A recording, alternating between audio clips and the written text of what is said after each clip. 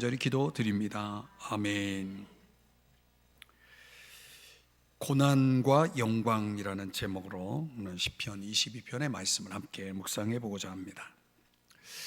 22편, 23편, 24편 앞으로 3주 동안 나누게 될 이 성경은 목자에 대한 3부작 트릴러지라고 말하는데 이 3부작입니다. 그러니까 이 중에 하나를 빠뜨리면 안 됩니다. 여러분들은 3주 동안 나오셔야 됩니다. 3주 동안 금요일에 나오셔서 이 목자에 관한 3부작을 다 훑어봐야 되겠습니다. 오늘 22편은 양을 위해 죽으신 선한 목자를 주제로 하고 있습니다. 요한복음 10장 11절에 보면은 선한 목자는 양들을 위하여 목숨을 버리거니와 이렇게 말씀하죠. 선한 목자의 모습을 22편이 담고 있습니다. 23편은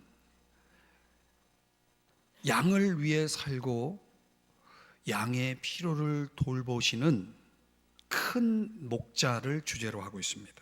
히브리서 13장 20절 21절에 보면 양들의 큰 목자가 되신 주 예수님, 그분은 21절 여러분에게 온갖 선한 것을 공급해 주셔서 자기 뜻을 행하게 하시고, 이런 말씀을 하고 있습니다. 우리를 극진히 돌보시고 주의 뜻을 행할 수 있도록, 그렇게 살 수 있도록 우리의 삶을 이끌어 주시는 우리의 큰 목자. 큰 목자가 있다면 작은 목자도 있겠죠? 그 작은 목자는 누굴까요? 네. 아무튼 여러분들이 이 큰 목자 덕분에 오늘 우리가 오늘까지 살고 있는 겁니다. 24편은 그 양들을 부지런히 섬기는 이들을 보상해 주시는, 이를 위해서 영광 가운데 다시 오실 목자를 소개합니다. 베드로전서 5장 4절에서는 이것을 칩 셰퍼드, 목자장, 목자의 우두머리 되시는 분으로 소개하고 있습니다. 그분이 나타나실 때, 재림하실 때 시들지 아니하는 영광의 관을 얻으리라. 이 목자로서의 삶을 살아가다가 주님의 재림을 맞이하는 이들에게 이 목자의 대장 되시는 이분이 우리 주님께서 그날에 보상을 해 주시겠다는 겁니다. 자, 이 3부작의 첫 번째 22편 오늘 본문에서는 말 그대로 양을 위해서 목숨을 버리시는 선한 목자를 그리고 있습니다.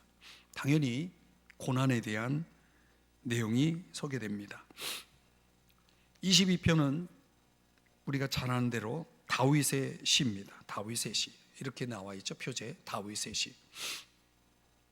우리가 이 표제로 보건대 22편을 기록한 다윗이 어떤 극한 고난을 겪었는가, 그가 어떤 병에 걸려서 고난을 당했는가, 아니면 어떤 전쟁을 통해서, 전쟁과 관련해서 이런 극한 고난을 당했는가. 성경학자들은 다윗의 시이기는 맞지만 다윗의 인생 속에 이 시편 22편이 담고 있는 고난은 없었다는 거예요.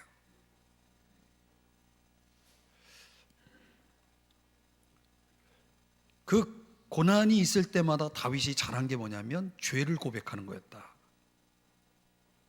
그런데 다른 시편에 소개되는 어려움이 있을 때 다윗은 주님 앞에 죄를 고백하고 용서를 받고 다시금 회복되어지는 그런 장면을 그리고 있는데 시편 22편에는 그런 내용이 없다라는 것입니다. 그러면 도대체 다윗은 뭐 때문에 이런 고난을 주제로 한 22편을 기록했느냐라는 거죠. 그래서 학자들은 이 고난은 예언이다, 메시아에 대한 예언이다, 이렇게 해석을 하면서, 어떤 학자는 그래서 이 시편 22편은 갈보리의 노래다, 이렇게 소개하고 있습니다. 히브리서 2장 10절 말씀을 좀 참고하면, 많은 아들들을 이끌어 영광에 들어가게 하시는 일에 그들의 구원의 창시자를, 그 다음 중요합니다, 고난을 통하여 온전하게 하신, 이 대목이 바로 오늘 시편 22편을 다루는 주제라 하겠습니다. 결론부터 소개한다면 22편은 예수 그리스도의 죽으심과 부활을 주제로 하고 있다는 거죠.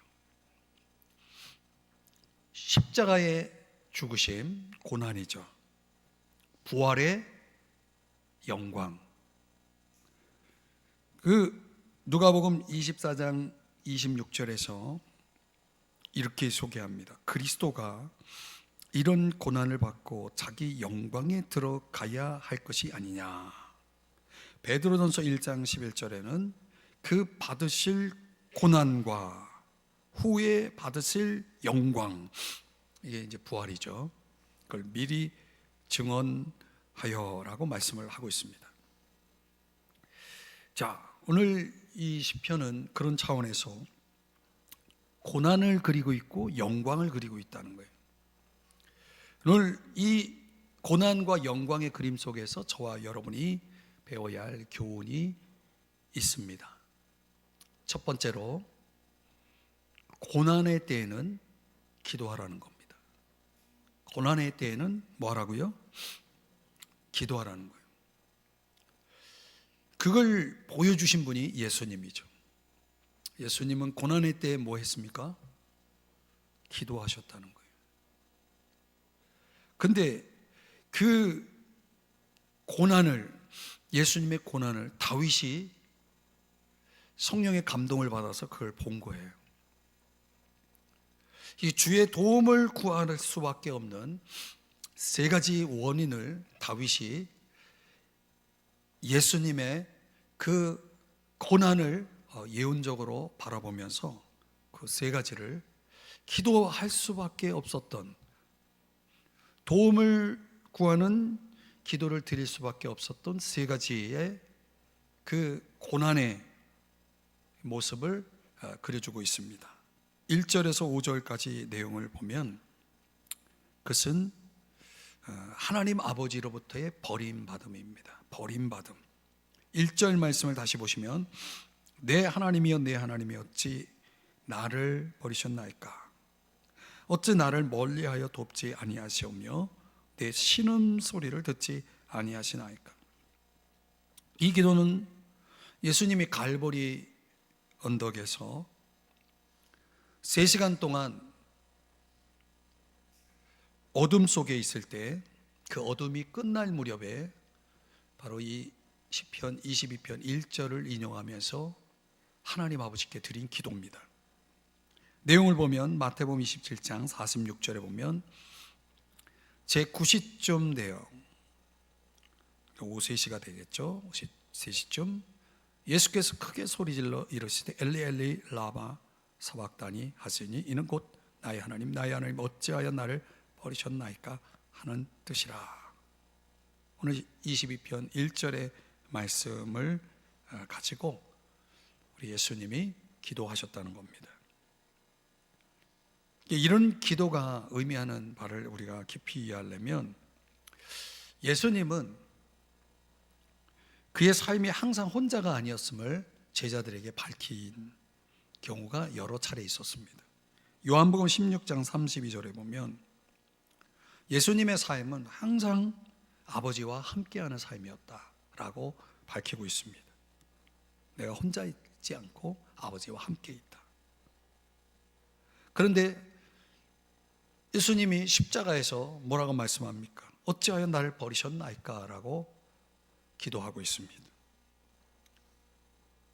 자기가 버림받았다라고 하는 것을 밝히고 있는 거죠. 하나님 아버지와 한 번도 떨어져 본 적이 없으신 그분이 왜 아버지로부터 버림을 당한 것입니까? 그 이유를 요한일서 2장 2절에서 이렇게 밝힙니다. 우리 한번 다 같이 읽어봅니다. 시작. 그는 우리 죄를 위한 화목제물이니 오리만 위할 뿐 아니요 온 세상의 죄를 위하심이라. 바로 이것 때문에 십자가에서 우리 예수님이 우리 죄를 위한 화목제물이 되심으로 온 세상의 죄를 위해서 주님이 아버지로부터 버림을 받았다는 거예요. 그걸 고린도후서 5장 21절에서는 이렇게 표현합니다. 우리를 대신하여 죄로 삼으셨다. 그러니까 우리 죄를 지신 거죠. 근데 그 우리 죄를 지신 그 결과가 갈라디아서 3장 13절에서는 우리를 위하여 저주를 받은 바 되사, 저주를 받았다라고 말씀하고 있습니다. 저주를 받았다는 것은 예수님에게 있어서 저주의 의미는 데살로니가후서 1장 9절에 말씀하는 것처럼 주님의 영광에서 떨어져 나가는 것입니다. 주님의 임재로부터 떨어져 나가는 경험입니다. 이 와중에 주님은 언제나 아버지와 함께 하셨던 분인데 아버지 앞에서 떨어져 나가는 경험을 하게 되었던 거죠. 근데 이 와중에도 다윗도 그렇게 기록하고 있고 예수님도 그렇게 기도하셨죠.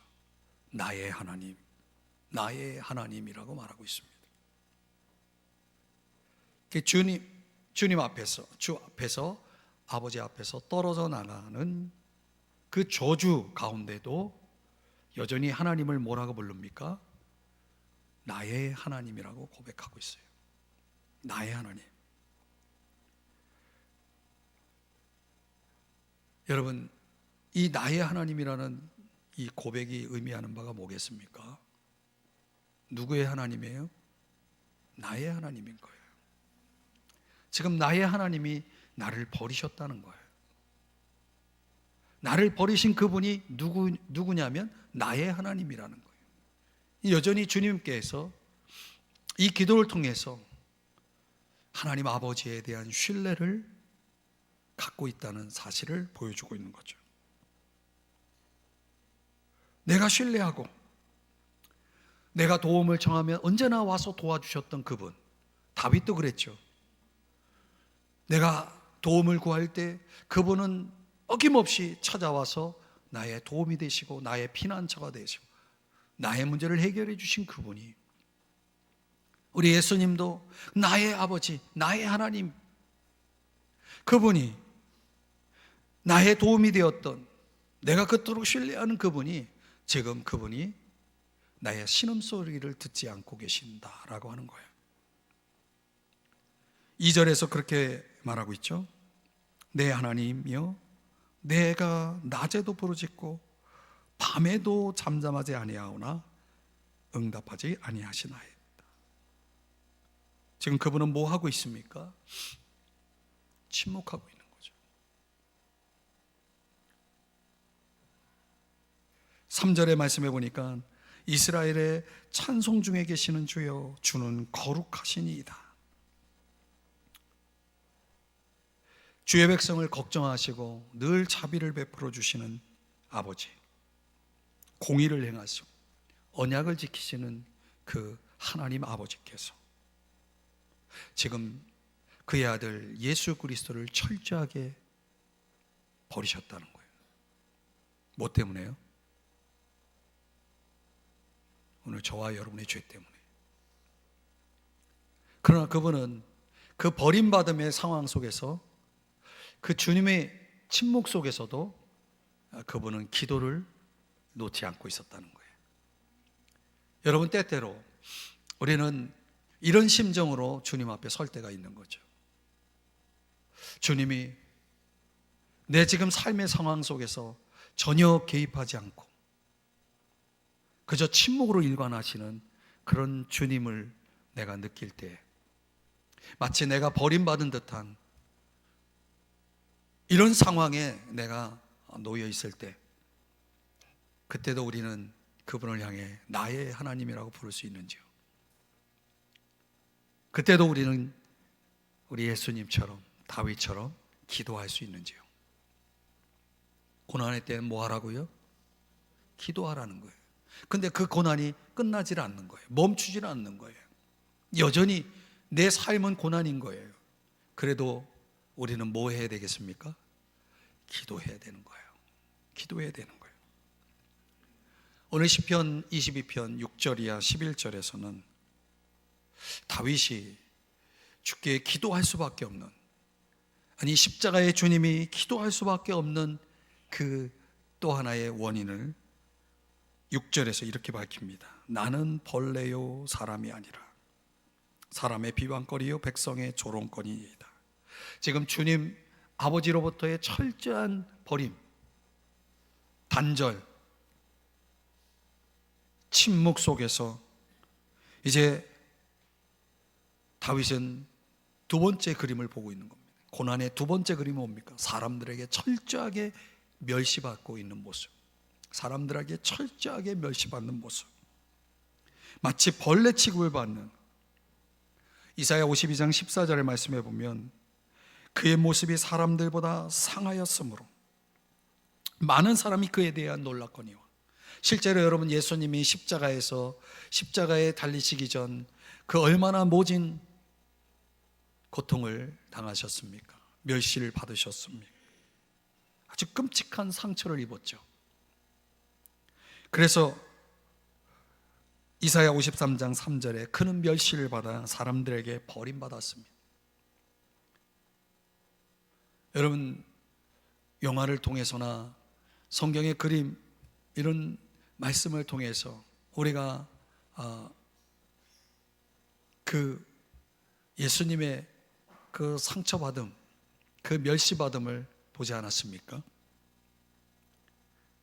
벌레 취급받는, 사람들 앞에 철저하게 짓밟히는. 그런데요, 다윗은 어려서부터 주님을 신뢰하는 법을 배운 사람이에요. 이 그림을 보면서 이렇게 사람들에게 멸시를 받고 있는 이 상황 속에서 다윗은 4절 옛날을 추억하고 있습니다.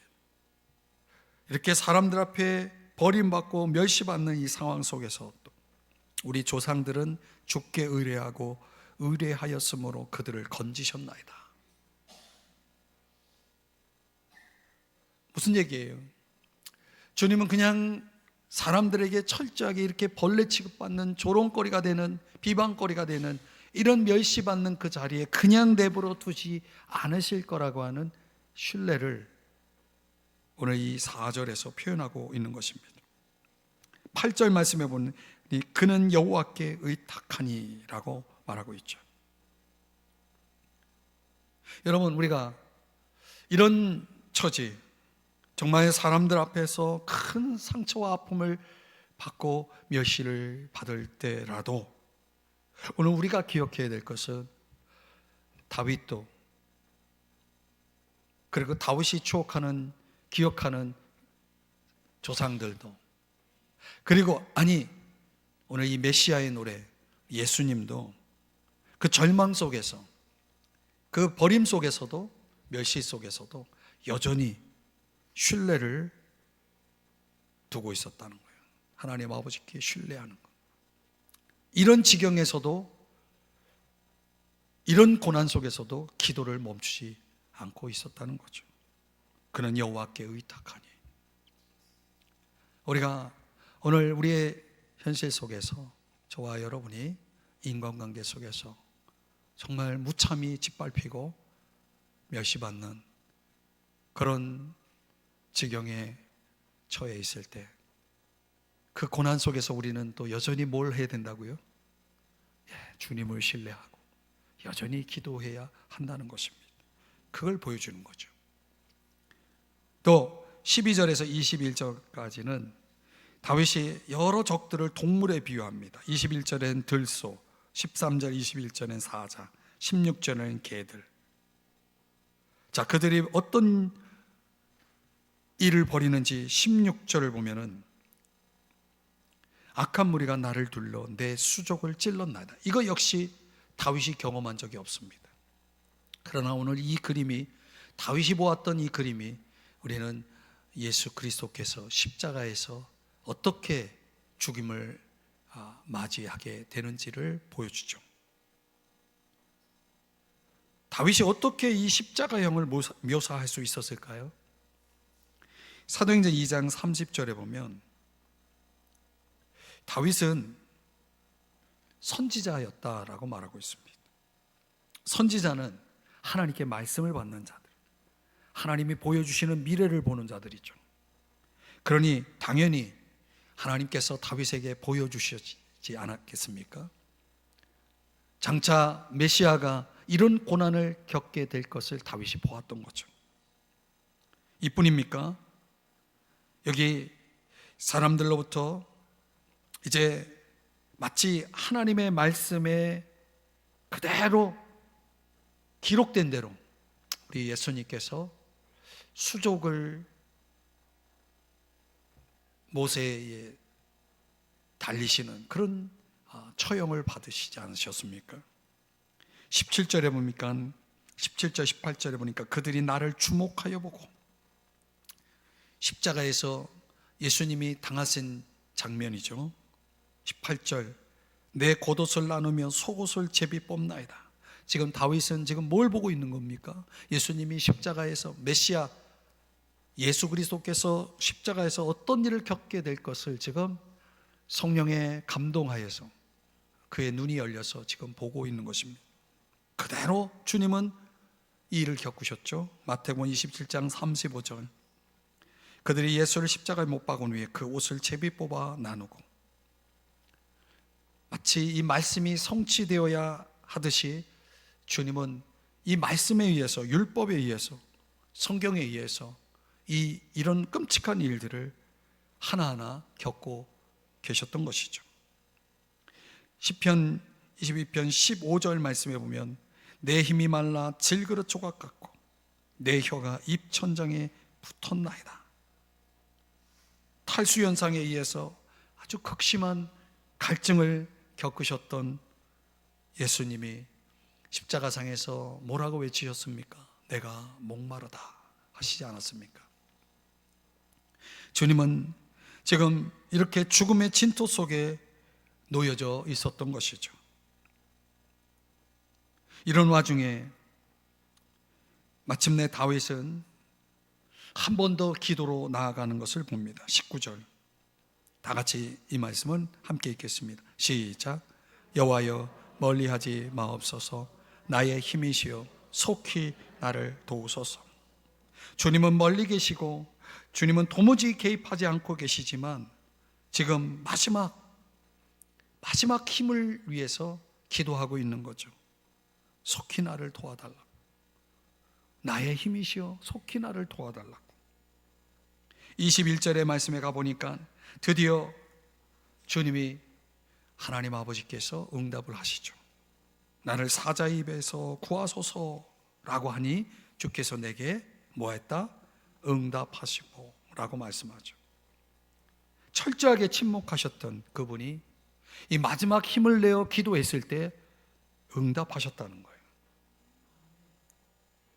여기서 놀라운 전환점이 이루어집니다. 바로 이 응답이 바로 그분의 부활을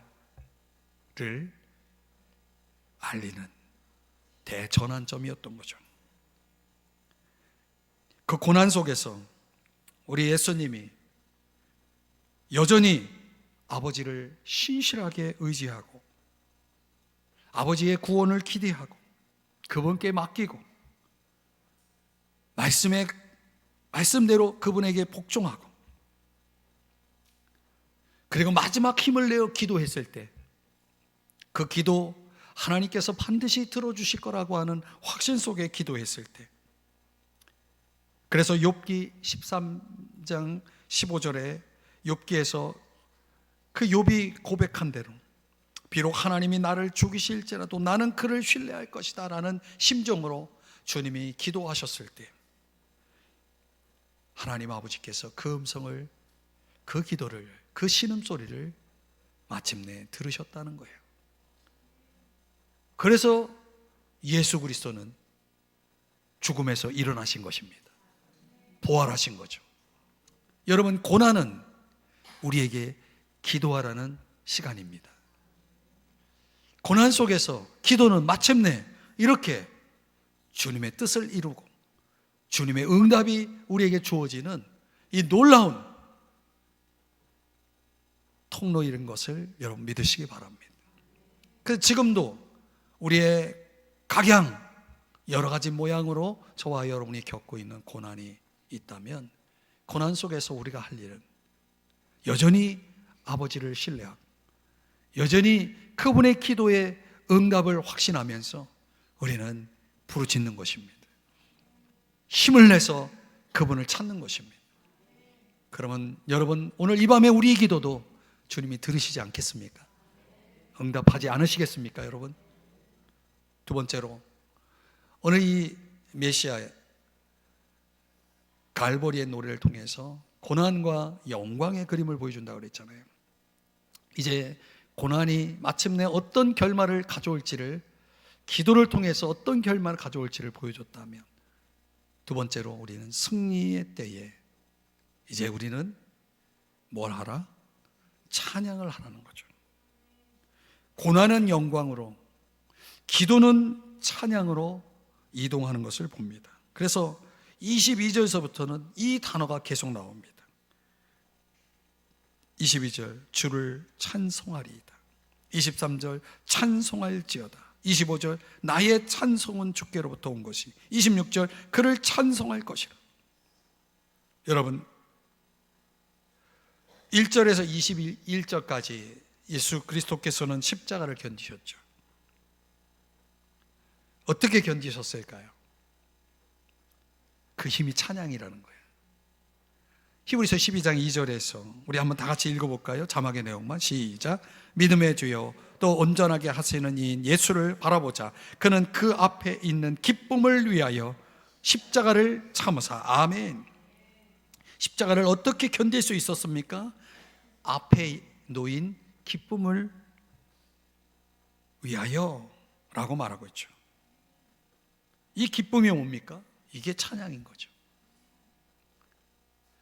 내가 비록 고난 속에 있지만, 오늘 내가 이 고난 속에서 기도하고 있지만 이 기도가 찬양으로 바뀔 것을 우리 예수님은 기대하셨다는 거예요. 믿었다는 거죠. 이 고난의 승리가 바로 무엇으로 표현되는 겁니까? 찬양으로 표현되는 거죠. 그래서 22절서부터 마지막 31절까지의 주제는 찬양입니다. 그 찬양의 주제는 구속이죠. 우리 예수님이 히브리서 5장 7절에서 뭐라고 말씀합니까?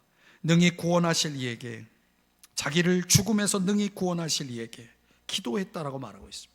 기도했다라고 말하고 있죠.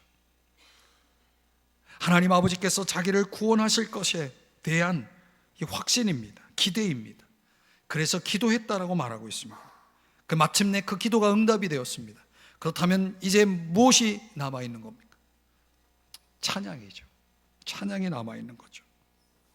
그래서 예수님은 십자가에 달리시기 전 제자들과 함께 감람산으로 올라가며 마태복음 26장 30절에 보니까 찬미했다라고 말하고 있습니다. 그 고난의 절정을 향해 나아가는 예수님이, 그 십자가의 고난 앞에 다가서는 예수님이 뭘 하면서 나갔다고요? 찬양하면서 나갔다는 거예요. 그 찬양이야말로 기도이고 그 기도야말로 찬양이었다는 것입니다.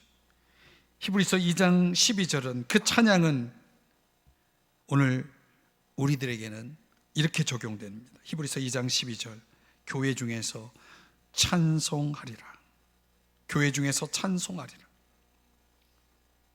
여러분, 22절 이하 25절에서 이제 주가 이루신 일들을 다윗은 세 가지의 그림을 보고 있습니다. 주가 이루신 일을, 즉 다시 말하면 구속을 통하여, 그분이 부활하심을 통하여 이제 구체적으로 세 가지가 이루어짐을 찬양하고 있는 것입니다. 그 첫 번째가 뭐냐면 위대한 회중입니다. 그 회중은 오늘날 저와 여러분 교회를 가리킵니다.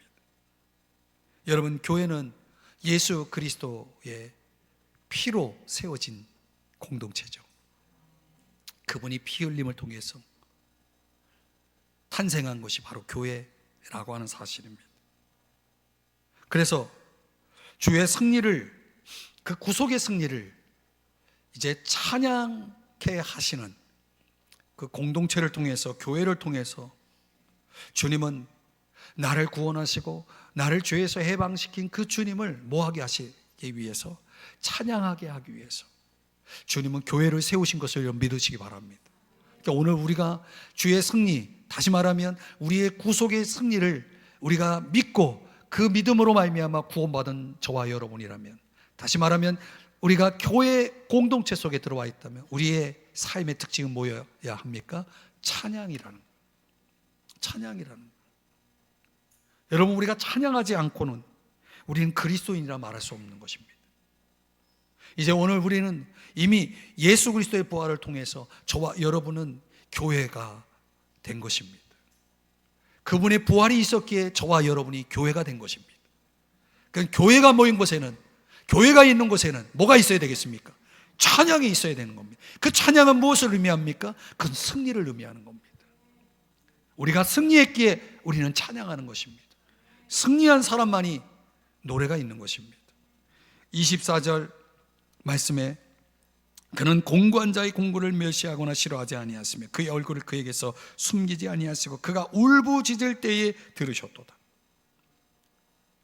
마침내 십자가에서 그 울부짖으신 예수 그리스도의 그 기도는 하나님 아버지의 기뻐하심을 통하여서 그 아들의 기도를 멸시하지 않고 마침내 응답을 하신 겁니다. 무엇을 해요? 부활로.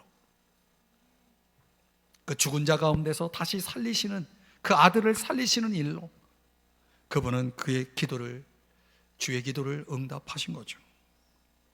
오늘 우리는 그런 차원에서 주의 기도에 응답받음을 통하여서 저와 여러분이 이 놀라운 영적 승리를 안고 저와 여러분이 살아가는 동안 우리의 평생 호흡이 있는 자라면, 영적 생명을 갖고 하나님의 생명을 안고 구원의 은총 아래서 살아가는 이들이라면 오늘 저와 여러분은 찬양을 멈추지 말아야 할 것입니다. 그분을 노래해야 될 것입니다. 그분을 높여 찬양해야 할 것입니다. 그분을 높여 경배해야 할 것입니다. 그럼 오늘 우리가 하나님 앞에 뜨겁게 찬양하는 삶을 살아갈 수 있기를 주의 이름으로 축복합니다. 승리했을 때는 뭐 해야 됩니까? 찬양해야 됩니다. 다윗이 그 승리의 그림을, 또 하나의 그림을 보게 되는데 그것이 26절 이하 29절의 말씀 속에서 하나님의 나라, 영광스러운 왕국을 들여다봅니다. 26절 말씀에 보니까 겸손한 자는 먹고 배부를 것이며 여호와를 찾는 자는 그를 찬송할 것이라. 너희 마음은 영원히 살지어다. 29절 세상의 모든 풍성한 자가 먹고 경배할 것이요. 여러분, 이 그림이 바로 메시아 왕국, 하나님 나라의 잔치를 소개하고 있는 것입니다. 이 잔치에 참여하는 이들의 특징을 보세요. 겸손한 자, 주의 은혜를 입은 자들을 표현할 때 겸손한 자다 이렇게 표현합니다. 여호와를 찾는 자, 그 은혜를 힘입어 주님 앞에 여호와를 찾는 자, 주의 이름을 부르는 자, 기도하는 자. 그래서 승리한 자들은 이제 주님 앞에서 찬양할 뿐만 아니라 풍성한 자가 먹고 경배할 것이다 라고 말하고 있잖아요. 경배를 올려드리고 있는 모습입니다. 이사야 25장 6절 9절의 말씀에 보면 바로 이 놀라운 왕국잔치, 이 메시아 왕국의 잔치를 소개하는 내용이 예언되어 있습니다. 여기 보니까 포도주로 연회를 베푸신다라고 말하고 있습니다. 9절에 보니까 그의 구원을 기뻐하며 즐거워하리라 라고 말씀을 하고 있습니다. 더 놀라운 것은 이 잔치에는 27절의 말씀에 보니까 땅의 모든 끝이 여호와를 기억하고 돌아오며 모든 나라의 모든 족속이 주의 앞에 예배하리니라고 말씀을 합니다. 그러니까 이 잔치에는 저와 여러분 같은 이방인들이 함께 참여할 것을 말씀하고 있는 거죠. 전국에 주님이 이 찬양의 무리들, 교회를 어디까지 이끌 것이냐? 바로 하나님 나라, 저 천국까지 이끄실 것을 말씀하고 있는 거죠. 스가랴 14장 9절에 그분은 천하의 왕이 되실 것이고, 그리고 그분은 이제 모든 이들의 모든 무릎이 그분 앞에 무릎 꿇어 경배하며 그분께 영광을 돌리고 찬양을 올려드리게 될 것을 말씀하고 있는 것입니다. 이 놀라운 잔치, 이 배부름, 이 풍성함이 어떤 이들에게 주어진다라고 말씀하고 있습니까? 주를 찾는 자들, 겸손한 자들, 예수 그리스도 안에 들어와 있는 자들, 그들에게 진정한 만족, 참된 만족을 약속하고 있는 것입니다. 여러분, 우리는 이 땅에서 성령 안에서 주시는 하나님 나라를 경험하고 있죠. 그러나 그 하나님 나라는 아직 우리에게 주어져 있지 않은 거죠. 궁극적인 하나님의 나라는 우리 주님이 재림하실 때 저와 여러분을 초대할 그 하나님 나라 잔치 속에 준비되어 있는 것입니다. 그러니까 우리는 그날까지 이 땅에서 주를 찬양하고 경배하는 삶을 살다가 이제 완전한 경배, 완전한 예배 속에, 완전한 찬양 속에 이제 저와 여러분이 들어가게 될 것을 믿으시기 바랍니다.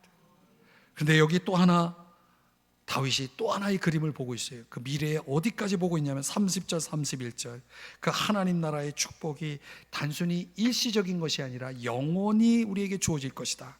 그래서 30절 31절에서 후손이 그를 섬길 것이요, 후손이 섬긴다는 것은 다음 세대까지 하나님의 나라의 축복이 우리의 다음 세대까지 이어질 것을 말씀하고 있는 것입니다. 앞으로 태어날 백성까지도 복음을 듣고 열방의 모든 이들이 주님 앞에 돌아와 주 앞에 무릎을 꿇고 주님께 경배하며 찬양을 올려드릴 때까지, 그 장면까지 다윗이 보고 지금 이 시편의 22편에 담고 있는 거죠. 그래서 빌립보서 2장 11절에도 그런 말씀을 하고 있는 것입니다. 모든 무릎이 예수의 이름에 꿇게 하시고 예수를 주라 시인하여 주인이라 고백하며 이제 하나님 아버지께 영광을 돌리게 될 것이다 라고 말씀을 하고 있는 것입니다. 그게 하나님 나라의 완성. 이 모든 것이 31절에 보니까 주께서 이를 행하셨다라고 말씀을 하고 있습니다. 주께서 이를 행하셨다 할 것이다. 그래서 예수님이 마지막 십자가에서 외친 말씀이 뭡니까? 주께서 이것을 이루실 거라고 하는 것을 마치 응답이라도 하시듯 요한복음 19장 30절에서 뭐라고 말씀했습니까? 다 이루었다. 그래서 시편 22편이 이제 완성된 것이죠. 그러니까 예수님께서는 그의 공적 생애뿐만 아니라 그 십자가의 고난의 여정 속에서, 그 과정 속에서 이 시편 22편을 하나하나 이루고 계셨던 것이죠. 그리고 그 예수님이 부활하셔서 승천하셔서 지금도 하나님 보좌 우편에 계신 그분이 이제 곧 우리가 22편 후반부에서 보았던 그림을 완성하기, 성취하기 위해서 그분이 지금도 역사하고 있다, 일하고 있다는 사실을 보여주는 거죠. 결국은 저와 여러분은 모든 이들이 주님 앞에 나와 무릎을 꿇고 그분을 경배하는 그 순간까지, 그분이 나의 주님이라고 고백하는 그런 열방의 무리들을 볼 때까지, 이게 바로 궁극적인 승리죠. 그 승리 때까지 저와 여러분이 할 일이 뭡니까? 찬양하는 일. 그분을 찬양하고 그분을 경배하고, 우리에게 주어진 열매는 바로 이것인 거죠. 찬양이요 경배인 것이죠. 오늘 우리가 승리했다라는 그 승리를 보여주는 열매가 바로 뭐라고요? 찬양이고 경배인 것입니다. 여러분이 찬양하고 있을 때, 여러분이 경배하고 있을 때, 예수님이 부활하신 것처럼 예수님이 가져올 하나님의 나라 왕국, 천국잔치, 그 완전한 승리, 그것을 선포하고 그것을 신뢰하고 그날을 기다리고 있는 그 궁극적인 승리의 모습이 바로 저와 여러분이 이와 같이 찬양하고 경배하는 모습 속에서 고백되고 있다는 것입니다. 말씀을 정리해 봅니다. 오늘 시편이 우리에게 교훈하는 것은 고난의 때에는 기도하라는 거예요. 글쎄요, 우리가 생각하는 고난의 개념은 조금 차이가 있을지 모르겠습니다. 그러나 예수님은 우리 인간이 겪을 수 있는 모든 고난을 다 겪어보신 분이죠. 그래서 그분은 그 고난의 때에 기도하는 모습을 우리에게 보여주신 거죠. 우리도 마찬가지죠. 기도해야 합니다. 그리고 그 기도는 마침내 응답될 것이고 우리는 승리할 것입니다. 승리했다면 우리는 찬양해야 할 것입니다. 오늘, 내일, 그리고 우리의 마지막 그 주님 앞에 설 때까지 저와 여러분이 할 일은 뭡니까? 찬양하는 일이죠. 그분을 경배하는 일일 것입니다. 그래서 야고보 저자는 야고보서 5장 13절에서 그렇게 외친 거 아닙니까? 너희 중에 고난당하는 자가 있느냐? 그는 기도할 것이요. 즐거워하는 자가 있느냐? 찬송할 것이라고 말씀을 합니다. 이거야말로 진정 주님의 그 십자가의 복음, 부활의 복음을 가지고 살아가는 이들의 모습 아니겠습니까? 십자가를 믿습니까, 여러분? 부활을 믿습니까, 여러분? 그렇다면 오늘 우리는 두 가지를 해야 될 겁니다. 기도해야 할 것입니다. 찬양해야 할 것입니다. 오늘 이 믿음으로 오늘 이 시간 우리 함께 주님 앞에 기도로 나가기를 원합니다. 기도하겠습니다. 사랑하시는 주님, 오늘 우리에게 고난당할 때 기도하라고, 승리할 때에 찬송하라고, 날마다 주의 십자가 부활의 복음을 가지고 살라고 말씀하셨습니다. 주여, 우리는 그 십자가 그리고 그 부활을 믿습니다. 믿기에 고난의 때에 기도하게 하시고 승리할 때에 찬양과 경배를 주 앞에 올려드리며 살아가는 저희들이 되게 하여 주시옵소서. 예수님의 이름으로 간절히 기도드립니다. 아멘.